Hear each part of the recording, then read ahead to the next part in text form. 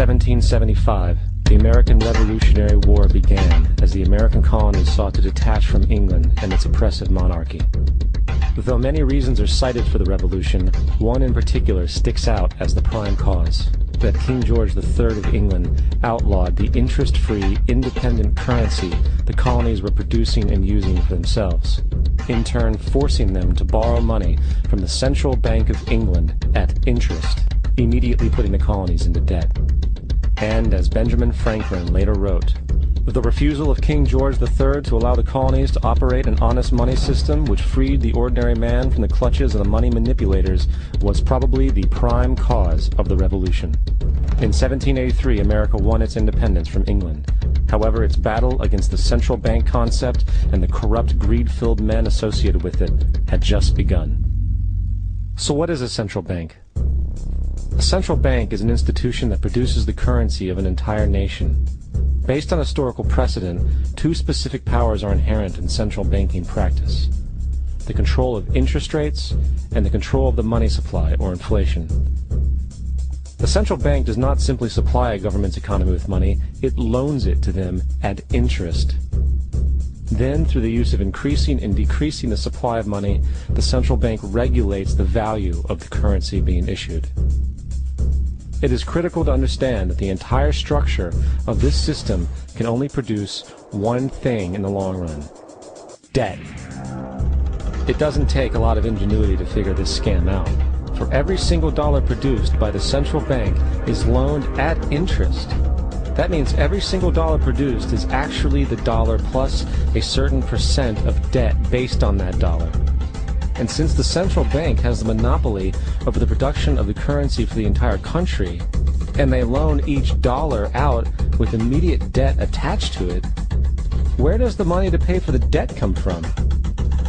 It can only come from the central bank again, which means the central bank has to perpetually increase its money supply to temporarily cover the outstanding debt created, which in turn, since that new money is loaned out at interest as well, creates even more debt. The end result of this system without fail is slavery, for it is impossible for the government and thus the public to ever come out of the self-generating debt. The founding fathers of this country were well aware of this.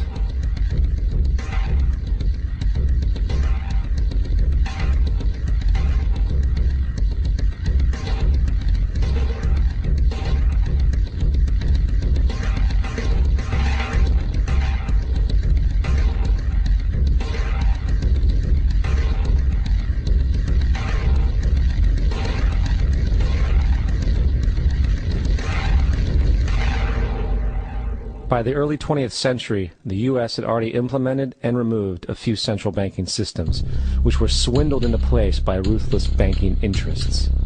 At this time, the dominant families in the banking and business world were the Rockefellers, the Morgans, the Warburgs, the Rothschilds. And in the early 1900s, they sought to push once again legislation to create another central bank. However, they knew the government and public were very weary of such an institution, so they needed to create an incident to affect public opinion. So, J.P. Morgan, publicly considered a financial luminary at the time, exploited his mass influence by publishing rumors that a prominent bank in New York was insolvent or bankrupt. Morgan knew this would cause mass hysteria, which would affect other banks as well. And it did. The public, in fear of losing their deposits, immediately began mass withdrawals. Consequently, the banks were forced to call in their loans, causing the recipients to sell their property, and thus a spiral of bankruptcies, repossessions, and turmoil emerged. Putting the pieces together a few years later, Frederick Allen of Life magazine wrote, "The Morgan interests took advantage to precipitate the panic, guiding it shrewdly as it progressed." Unaware of the fraud, the Panic of 1907 led to a congressional investigation headed by Senator Nelson Aldrich, who had intimate ties to the banking cartels and later became part of the Rockefeller family through marriage. The commission, led by Aldrich, recommended a central bank should be implemented so a panic like 1907 could never happen again. This was the spark the international bankers needed to initiate their plan. In 1910, a secret meeting was held at a J.P. Morgan estate on Jekyll Island off the coast of Georgia. It was there that the central banking bill called the Federal Reserve Act was written. This legislation was written by bankers, not lawmakers. This meeting was so secretive, so concealed from government and public knowledge, that the 10 or so figures who attended were told they could only use their first names in addressing each other. After this bill was constructed, it was then handed over to their political frontman, Senator Nelson Aldrich, to push through Congress. And in 1913, with heavy political sponsorship by the bankers, Woodrow Wilson became president, having already agreed to sign the Federal Reserve Act in exchange for campaign support.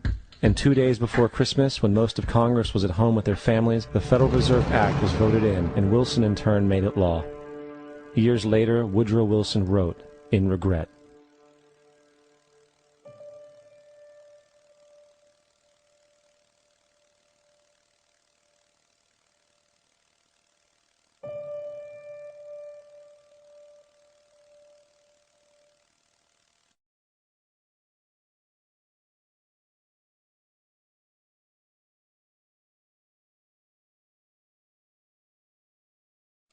Congressman Louis McFadden also expressed the truth after the passage of the bill.